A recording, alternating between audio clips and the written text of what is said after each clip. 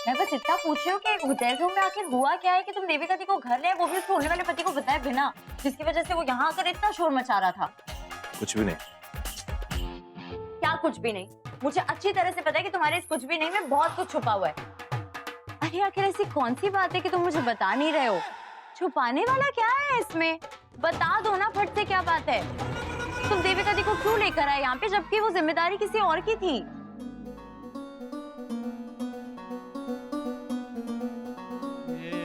ओहो, तुम इस साइलेंट मोड पे मत चले जाओ। तुम्हारी खामोशी साफ बता रही है कि तुम्हें देविका दी और साकेत को साथ में देख के अच्छा नहीं लगता। जेलस फील करते हो ना? बोलो बोलो, करेक्ट हूँ ना मैं? तुम पागल हो क्या? दादी इस बात को लेकर गुस्सा हो रही होगी शायद कि वो मेरे साथ वापस क्यों आई और तुम खुश हो रही हो। हाँ, मैं तो बहुत हैप्पी हूँ क्योंकि वो किसी गलत इंसान के साथ गई थी और एक सही इंसान के साथ घर वापस आई है। तो मैं तो बिल्कुल खुश हूँ। मुझे इससे ज्यादा और क्या चाहिए? तुम्हारे दिमाग के ना पेज ढीले हैं। Seriously, you are crazy, I am telling you. हाँ, वो तो मुझे सब कहते हैं। देखो, अक्सर दुनिया में जो लोग कड़वी सच्चाई को सामने लाने की हिम्मत रखते हैं ना, उन्हें लोग क्रेजी बोलते हैं। तो मैं तो क्रेजी हूँ। तो बताओ। मुझे माफ करो मेरी अम्मा, तुम जीती मैं हारा, तुमसे कोई नहीं जीत सकता। ओके? करेक्ट। और मुझसे झूठ बोलकर कोई बच भी नहीं सकता, क्योंकि किसके दिल में क्या चल रहा है कि साक्षी देओल को फट से पता चल जाता है, भले ही उस इंसान को खुद पता हो या ना हो। जैसे कि तुम और देविका दी। देखो यार, या तो तुम दोनों एक दूसरे की फीलिंग्स को समझ नहीं पा रहे हो, या फिर समझ के भी समझना नहीं चाहते। तुम सारे यार, दोबारा मत शुरू करना। अच्छा ठीक है, आज के लिए बस इतना ही, पर तुम घर जाके इस बारे में सोचना जरूर। ओके? मम्मी बुला रही है। आए।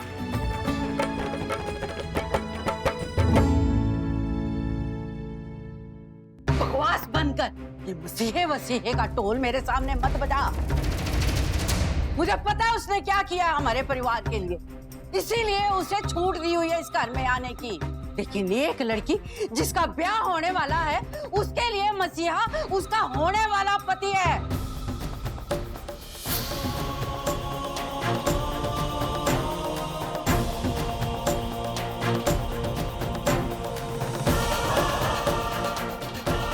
एक बात कान खोल के सुन ले तो देविका, अगर इन बातों की वजह से ये शादी टूटी तो मुझसे बुरा कोई नहीं होगा।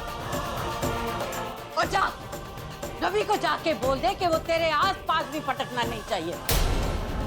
लेकिन बीजी, उसी ने हमेशा चुटकी को बचाया है, और आप ये क्यों भूल रही हैं कि हमारे हर बार हर मुसीबत में वही मसीहा बन के खड़ा रहा है। बिल्कुल ठीक कह रही है रेखा बहू। और मुझे याद है कि रवि ने हमारे लिए क्या किया है, इसीलिए तो खुद नहीं कह रही हूँ उससे कुछ। देविका से बुलवा रही हूँ, तू जा और उससे बात कर।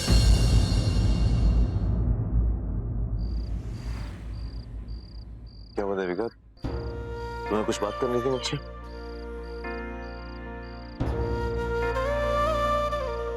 एक बात कान खोल के सुन ले तो देविका, अगर इन बातों की वजह से ये शादी टूटी तो मुझसे बुरा कोई नहीं होगा। क्या कहूँ मैं रवि से और कैसे कहूँ? मुझसे नहीं होगा। लेकिन दादी, क्या करूँ? हम बिमा, मुझे कुछ समझ नहीं आ रहा।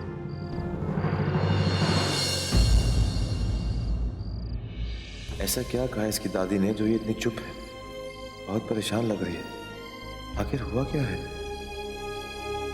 कि ना मुझसे बात कर रही है ना मेरी तरफ देख रही है। अचानक ऐसी क्या टेंशन हो गई? नहीं रवि, नॉर्मली ऐसा बिहेव कर ही नहीं सकती। कुछ तो प्रॉब्लम है। क्या हुआ देविका, कुछ परेशानी है? दादी ने कुछ कहा?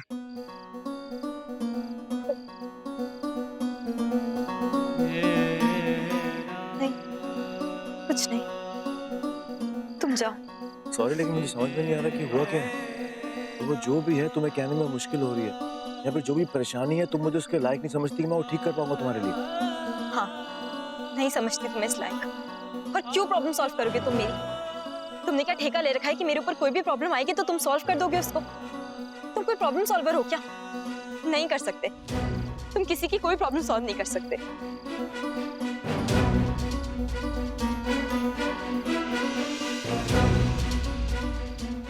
देखो देविका, मेरी अगर मैं ये कहूँ कि प्रॉब्लम खुद तुम ही हो तो सॉल्व कर पाओगे क्या मेरी प्रॉब्लम? राधिका तुम मुझसे ऐसे की बात कर रही हो?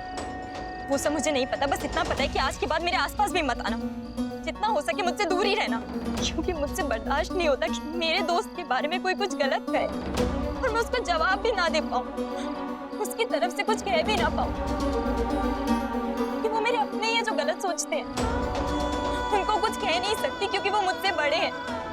खुद पर गुस्सा आता है मुझे। और वैसे भी रवि, कोई कभी नहीं समझ पाएगा कि हमारी दोस्ती कितनी गहरी है, कितनी सच्ची है। ये सिर्फ तुम जानते हो, मैं जानती हूँ, लेकिन वो नहीं जानते, नहीं समझेंगे वो। आज भी तुमने इसीलिए मुझे होटल से घर ड्रॉप किया ना, क्योंकि तुम मेरी सेफ्टी चाहते थे, लेकिन ये कौन समझेगा? उनको यही लगेगा कि तुम्हारी हर मदद के पीछे तुम्हारा कोई स्वार्थ है। और ये मुझे बर्दाश्त नहीं है कि कोई तुम्हारे बारे में इतना गलत सोचे। मुझे बुरा लगता है, इसीलिए मैं चाहती हूँ कि तुम मेरी कोई मदद ही ना करो। तुम्हारे बारे में अब कोई भी गलत बात नहीं सुन सकती हूँ रवि।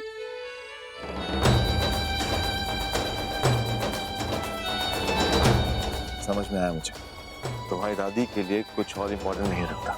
क्या सही क्या गलत, सच्ची दोस्ती, प्योर फ्रेंडशिप, कुछ भी नहीं। अगर दादी के लिए कुछ इम्पोर्टेंट है तो समाज के सामने साकेत के साथ जुड़ा हुआ तुम्हारा रिश्ता। हाँ देविका,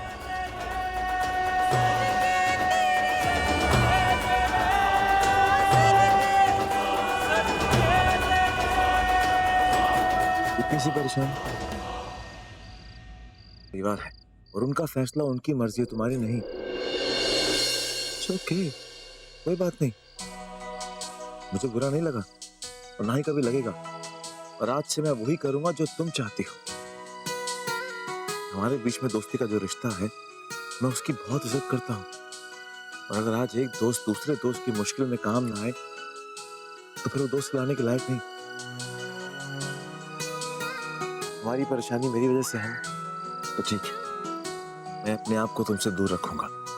आज के बाद तुम्हारे आसपास नहीं आऊंगा।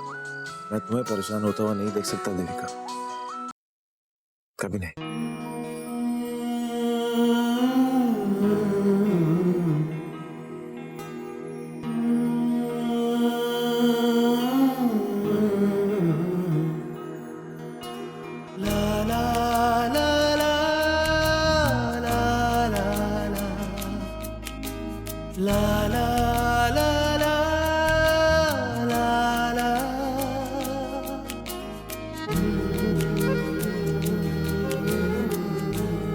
इतना अंडरस्टैंडिंग, इतना अच्छा कैसे हो सकता है?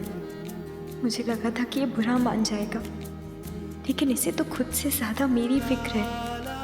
क्या कुछ नहीं किया इसने मेरे लिए, मेरे परिवार के लिए, लेकिन एहसान जताना तो दूर, ये तो एक और एहसान कर गया मुझ पर।